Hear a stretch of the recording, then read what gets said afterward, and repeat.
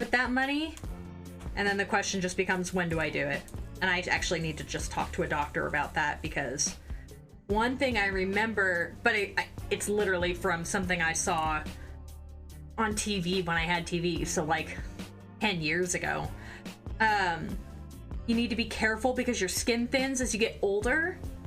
So like sometimes if you get, I mean, this was back then, they were all like silicone rather than the softer ones that they are now, but like your skin gets thinner, and so sometimes boob jobs age really poorly, and so you would need a second one to like refresh it. But if you get it, like you can only do that like twice because you've got a lot of muscle there, right? And it can damage the muscle too, so you can only do it like once or twice. And so I would hate to, you know, get it done, have it look bad in 10 years and not be able to redo it. You know what I mean?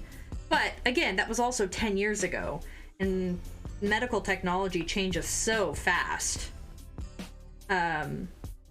Which is why I need to talk to the surgeon and be like, hey, what do you recommend? Because talk to a professional.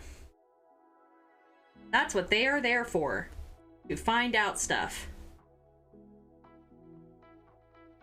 Don't point of fact, don't ask for professional opinions on Twitch, because unless you're very lucky, it is unlikely that someone on Twitch will know the answer. Or at least be an authority on that, so. That's just a casual aside.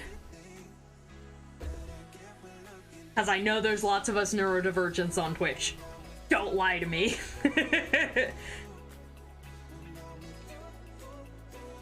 always blows my mind the way that some people are able to think, and that apparently I just hang out with neurodivergent people, and so like a whole bunch of stuff that I thought was the way everybody did stuff is actually a much smaller percentage of people than I thought.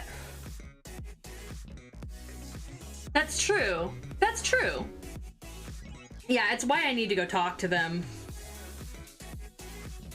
Because pretty much everyone I've known who's had work done, except for the two friends who have been to this guy, I've had a lot of friends who've had breast reductions, which, I mean, I guess at this point a lot of those are also older too, but, you know, they had varying experiences with that, so, and I can't tell their stories, so I, like, you know, that's not my place.